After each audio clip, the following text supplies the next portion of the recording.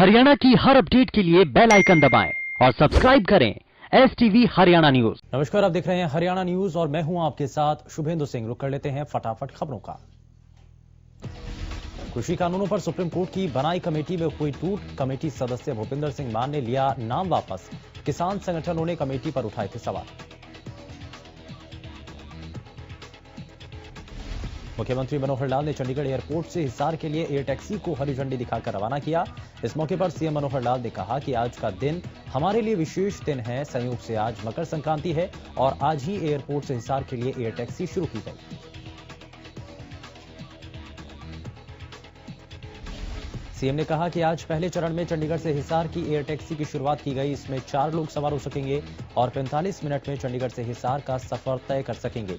CM ने जानकारी देते हुए बताया कि अगले चरण में 18 जनवरी को हिसार से देहरादून और तीसरे चरण में 23 जनवरी को हिसार से धर्मशाला के लिए टैक्सी शुरू की जाएगी।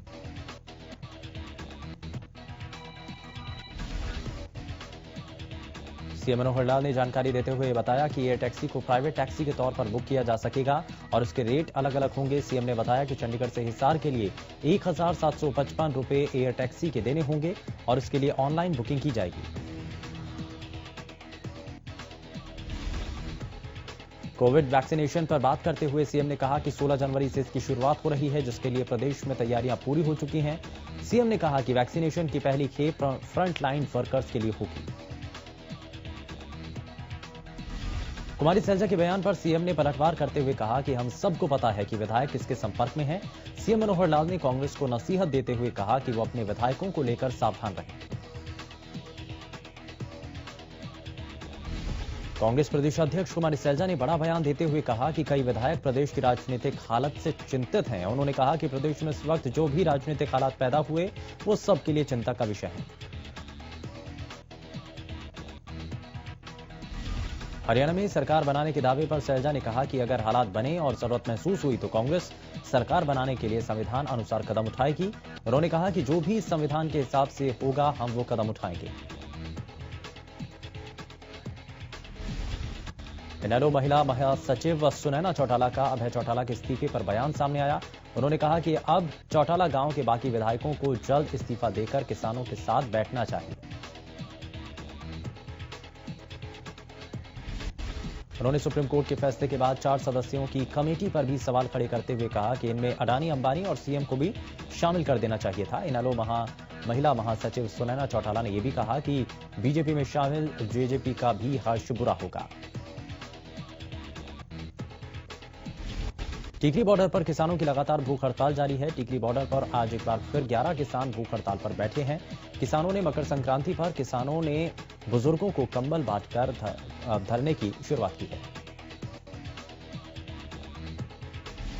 इस दौरान किसान नेताओं ने कहा कि कल की बैठक में किसान संगठन शामिल होंगे। वहीं किसानों ने 26 जनवरी को लेकर भी कहा कि 26 जनवरी की तैयारियों में किसान संगठन जुटे हैं। किसानों ने बताया कि धरना स्थल पर भी किसान संगठन अपना समर्थन देने के लिए आ रहे हैं।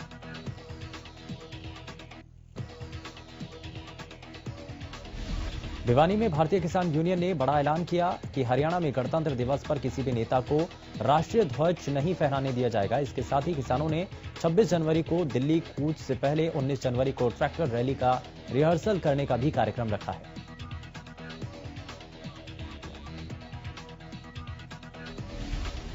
किसान नेताओं ने संयुक्त किसान मोर्चा के बैनर तले प्रेस वार्ता के दौरान अपने आगे की रणनीति को सार्वजनिक किया।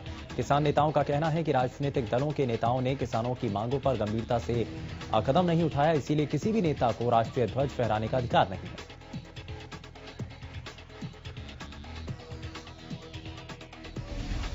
भारतीय किसान यूनियन के राष्ट्रीय अध्यक्ष नरेश ने बुधवार को यमुनानगर के मिल्क माजरा टोल प्लाजा में किसानों के धरने पर पहुंचे। इस दौरान उन्होंने कहा कि सरकार को अपना अड़ियल रवैया छोड़कर कृषि कानून वापस लेने चाहिए।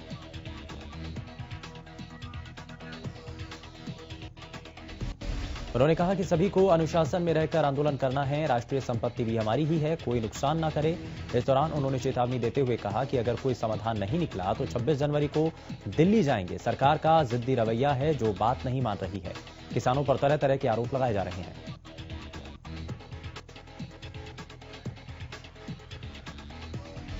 प्रतिया में कृषि कानून के विरोध में किसानों ने लोहड़ी की अग्नि में कृषि कानून की प्रतियां जलाकर नारेबाजी की। किसानों ने कहा कि दिल्ली में महाआंदोलन के दौरान 70 से ज्यादा किसान शहीद हो चुके हैं, मगर सरकार इस पर बिल्कुल ही चुप्पी साधे बैठी है।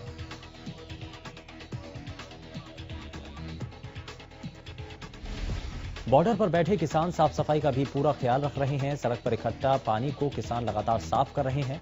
किसानों की सुविधा को ध्यान में रखते हुए हर दिन 3 से 4 घंटे युवा किसान सफाई करते हैं। हरियाणा और पंजाब के युवा मिलकर लगातार किसानों की सेवा कर रहे हैं।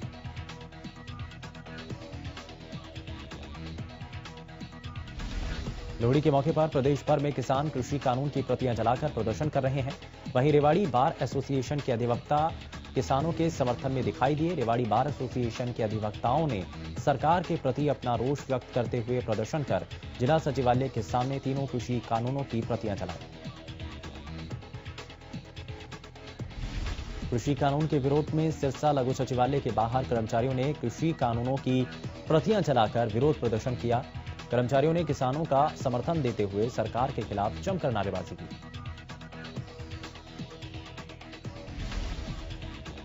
किसान संगठनों के आह्वान पर 16 जनवरी की रिहर्सल परेड को लेकर किसानों ने कवायद शुरू कर दी है और किसान संगठनों से जुड़े लोग गांव-गांव जाकर रिहर्सल परेड में शामिल होने का आह्वान कर रहे हैं। इस दौरान परेड के लिए गांव-गांव में पोस्टर लगाकर लोगों को परेड में शामिल होने का न्योता दे रहे हैं।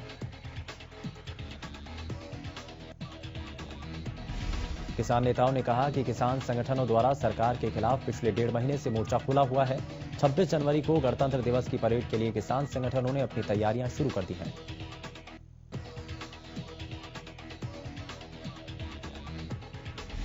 इस दौरान उन्होंने कहा कि 16 जनवरी को जिला स्तर पर रिहर्सल परेड आयोजित की जाएगी, जिसमें जिले भर के किसान अपने ट्रैक्टर ट्रॉलियां लेकर रिहर्सल परेड में शामिल होंगे।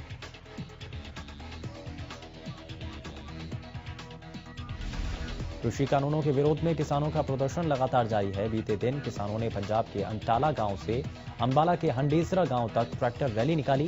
किसानों का साफ तौर पर कहना है कि जब तक सरकार कृषि के तीनों कानून रद्द नहीं करती, तब तक ये प्रदर्शन जारी रहेगा। वहीं इस रैली को किसानों ने 26 जनवरी को होने वाली दिल्ली में ट्रैक्टर रैली की रिहर्सल बताया। इस मौके पर उन्होंने लोगों से अपील भी की कि 26 जनवरी को ज्यादा से ज्यादा लोग अपने ट्रैक्टर लेकर इस रैली में हिस्सा लें।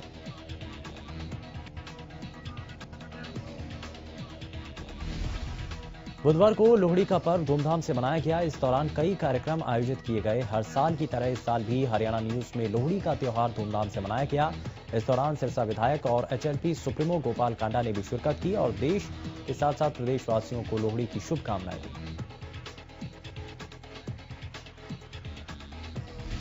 एचएलपी सुप्रीमो गोपाल कांडा ने लोहड़ी के शुभ अवसर पर कहा कि लोहड़ी का पर्व दुर्भावनाएं मिटाने का है। साथ ही अपनी मांगों को लेकर धरना दे रहे किसानों के दर्द को समझते हुए विधायक गोपाल कांडा ने कहा कि किसान कड़ाके की ठंड में घरों से बाहर हैं। ऐसे में सरकार उनकी समस्या को दूर करने का काम जल्द से जल्द करे।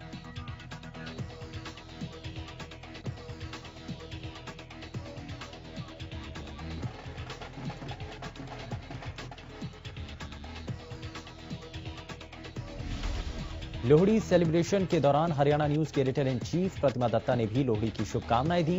उन्होंने कहा कि लोहड़ी का पर्व खुशियों का होता है, लेकिन इस बार लोहड़ी की रौनक कम है क्योंकि देश का अन्नदाता कड़ाके की ठंड के बावजूद खुले आसमान के नीचे प्रदर्शन करने पर मजबूर है। उन्होंने कहा कि सरकार किसानों की समस्या को जल्द दूर करे ताकि देश के अन्नदाता को ठंड में ठिठुरना ना पड़े।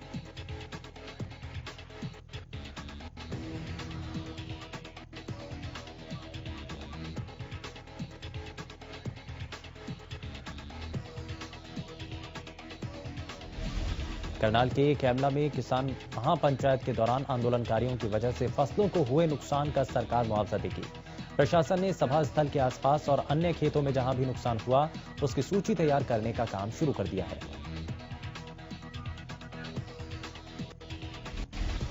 करनाल के उपायुक्त निशांत यादव ने बताया कि जहां पर जितना भी नुकसान हुआ उसकी रिपोर्ट तैयार की जा रही है और जल्दी सरकार की ओर से उनको मुआवजा दिया जाएगा।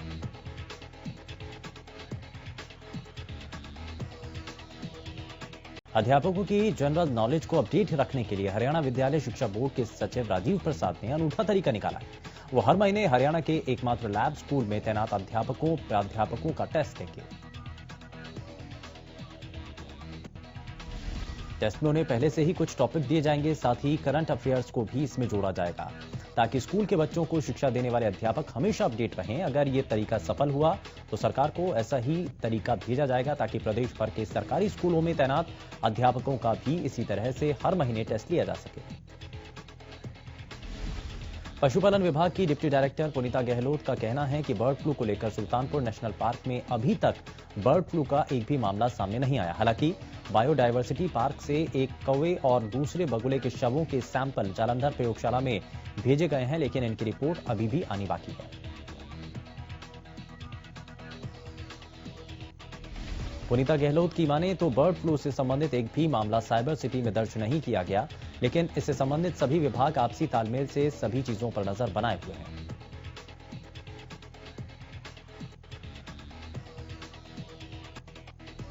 वहीं नॉनवेज खाने वालों के दिमाग में बर्ड फ्लू को लेकर के भ्रांतियों पर पशुपालन विभाग की डिप्टी डायरेक्टर ने कहा कि चिकन के शौकीन अगर 70 डिग्री टेम्परेचर पर आधे घंटे तक चिकन को पकाकर खाएं तो बर्ड फ्लू का खतरा बिल्कुल खत्म हो जाएगा। वहीं जिले के चीफ मेडिकल ऑफिसर की माने तो बर्ड फ्लू को लेकर जिला स्वास्थ्य विभाग ने फौरी तौर पर तैयारियां कर ली हैं।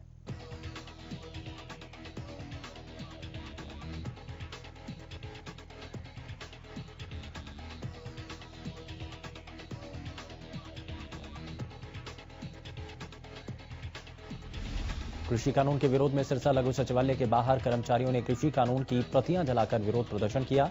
कर्मचारियों ने किसानों का समर्थन करते हुए सरकार के खिलाफ जमकर नारेबाजी की। कर्मचारी नेताओं ने कहा कि लोहड़ी के पर्व पर हम कृषि कानून की प्रतियां जला रहे हैं।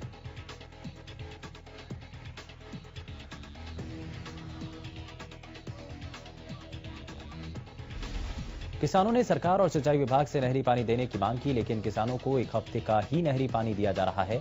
वहीं इस पर अब विधायक अभय चौटाला ने बीजेपी सरकार पर किसानों को बर्बाद करने का आरोप लगाया।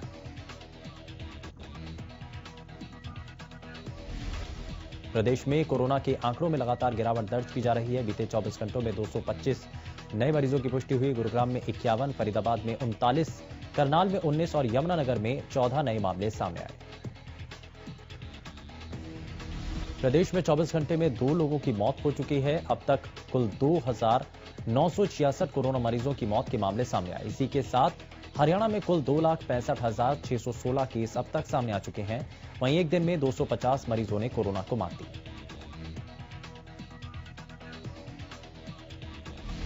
फरीदाबाद के गांव अनंगपुर में बीती रात को एक तेंदुआ उस समय सीसीटीवी में कैद हुआ जब एक ऊंची दीवार पर एक कुत्ता खड़ा हुआ था और तेंदुआ उसके शिकार के लिए छुपा हुआ था। इसी के चलते जैसे ही कुत्ते को भास हुआ झाड़ियों में कुछ है तो वो भाप गया। तेंदुआ उसके शिकार की फिराक में है, जिसके बाद वो मौके से भागा। उसके तुरंत बाद दीवार से कूद करके वो भाग निकला। सीसीटीवी फुटेज वायरल होने के बाद अनंतपुर ग्रामवासियों में भय का माहौल बना हुआ है। हालांकि प्रशासन ने एहतियात के तौर पर ग्रामवासियों को सतर्क कर दिया है कि वो रात को अकेले बाहर ना जाएं।